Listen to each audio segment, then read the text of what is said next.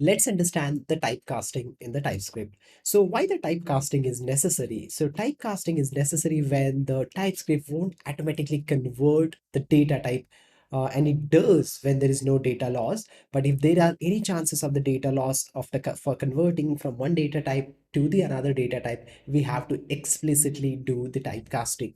And when we take the data from the user, or when the data is coming from the internet, from API, or maybe other different libraries or some other third-party sources, so there we have to apply some typecasting so that we can convert that data to a specific format, to a specific data type to perform next operation. So let's understand this with a small example. I'll just create a function here, which displays the length of the input given by the user. So let's consider this is an input that user is given, and we are just consoling the length of this input like this. Let's quickly call this display length, and then let's say ABC. Okay, so we should get an output 3. Perfect. But in this case, now instead of this, I'll pass a number 1, 2, 3, 4, 5 like this.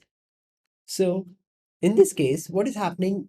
It is not allowing me a call. So I need to update the input to a union type. So the input can be of string or number. So when I'm doing that, I'm solving one problem that I can call with a string or a number.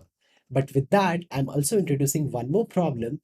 So this input can be of string or number. So I can't use the length because it's a number. So in that case, we can't call the length on the number data type. So that's the reason it's not allowing us. So what we can do here, we can do a typecasting.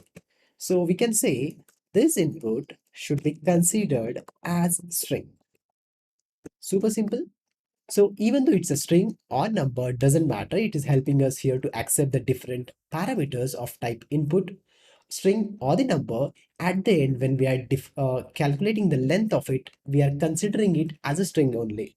So when we are doing this, this particular input is converted to a string data type. And that's the reason it is allowing us to have the length calculation for that. So let's see the outcome now. We should get 3 and the 5. So we are getting an undefined over here, and that's a valid reason. Why we are getting an undefined? We are passing a number here. We are passing a number. Of course, you are forcefully converting a number to a string, but you cannot calculate the length for that. So it's not a correct way to calculate the length in this way by a forceful conversion. So what we will do, we'll just say if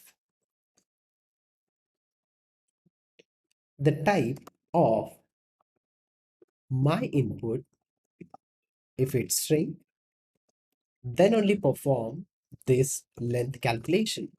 Otherwise, otherwise mention, sorry, length calculation is possible for string only. Super simple. Let's see the outcome now.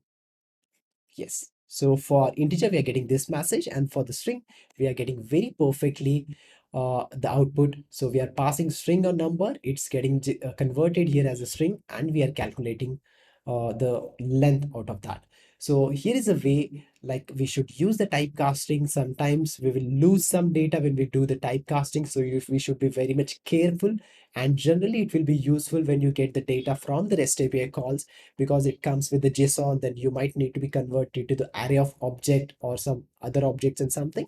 So this typecasting is very helpful, but it's very risky because sometimes you may lose some data when doing this typecasting. So be very careful on this.